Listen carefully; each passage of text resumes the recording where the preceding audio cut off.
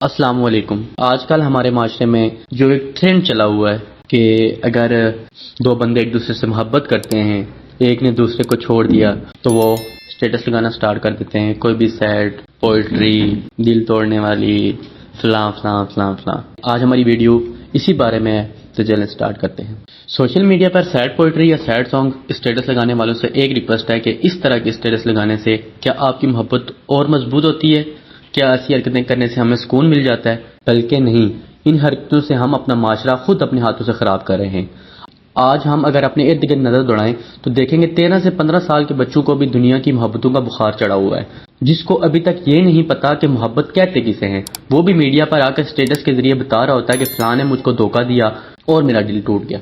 آج بچوں سے لے کر بڑوں تک نظر دوڑائیں تو پتہ چلتا ہے کہ ہر انسان ڈپریشن میں ہے، اور جس کی وجہ آپ میں اور ہم سب میں۔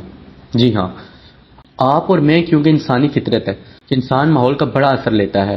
تو آج جو ہم میڈیا پر گندگی پھیلا رہے ہیں پیار اور محبت کے نام پر، جس سے صرف بے حیائی پھیل رہی ہے، سب بھائیوں اور دوستوں سے گزارش ہے کہ میڈیا پر جو کچھ شیئر کرنا ہی ہے تو اللہ کی محبت کی پہچان کروائیں لوگوں سے، اور اس کے رسول حضرت محمد مصطفیٰ صلی اللہ علیہ وآلہ وسلم کی زندگی کے بارے میں بتائیں، جس سے ہماری اور ہماری آنے والی نسلوں کی دنیا اور آخرت سنور سکے۔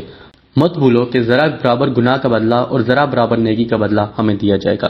اللہ پاک ہمیں اسلام کے قوانین کو سمجھنے اور ان پر عمل کرنے کی توفیق عطا فرمائے۔ آج کی ویڈیو میں اتنا ہی، پھر ملیں گے اپنی نئی ویڈیو میں۔ اللہ حافظ۔